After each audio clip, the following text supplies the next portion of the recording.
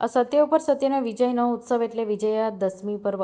Ankleshwar ONGC colony ખાતે વસતા ઉત્તર ભારતીય સમાજ દ્વારા રામલીલાનું આયોજન પ્રતિવર્ષ કરતા હોય છે. ઓએનજીસીના રાવણ દહનનું પણ અનેરું આકર્ષણ છે. જિલ્લાના સૌથી મોટા રાવણ દહનના આયોજન પૈકી એક અંકલેશ્વર ઓએનજીસીનું હોય છે. અંકલેશ્વર ઓએનજીસી કોલોની ખાતે 49 વર્ષના લગાતાર આયોજન કરવામાં આવી રહ્યું છે. 50 ફૂટના રાવણ, 48 ફૂટના કુંભકર્ણ અને 48 ફૂટના મેઘનાથના વિશાળ કદના પુતળા ઓએનજીસી ક્રિકેટ ગ્રાઉન્ડ ઊભા કરવામાં આવ્યા હતા.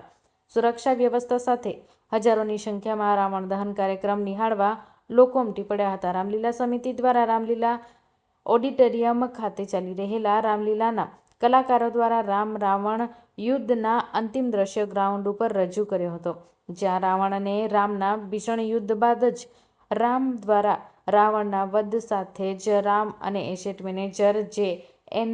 સુકનંદનના હસ્તે રાવણ પર તીર છોડી રાવણ દહનની શરૂઆત કરી હતી. એક પછી એક મેઘનાથના, ત્યારબાદ કુંભકર્ણનું પણ દહન કરાયું હતું.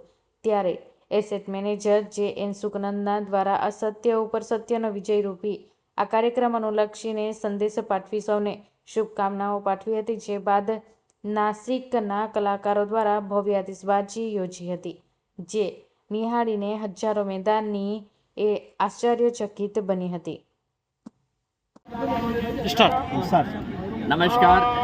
आज शाम को इधर हम लोग ओएनजीसी कॉलोनी में आए हुए हैं।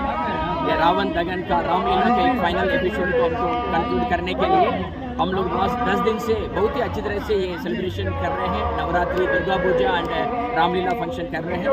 आज का लास्ट एपिसोड अभी हम रावण दहन को हम कर रहे हैं। इसमें इतना बड़ा बड़ा पुतले 45 फीट का पुतले हम लोग ने बना के रखा है। 2 महीने से हंड्रेड्स ऑफ आर्टिस्ट इसमें काम करके इसको बिल्कुल कलरफुल बना के रखे हैं। इसमें हमको एक मैसेज मिलता है, हमारा अंदर का जो क्रोध, जेलस, फियर वगैरह को डिस्ट्रॉय करने के लिए एक एग्जाम्पल के लिए हम करते हैं। ये चीज़ हमारा जो नेक्स्ट जनरेशन बच्चे लोग को सबको पहुंचाना है।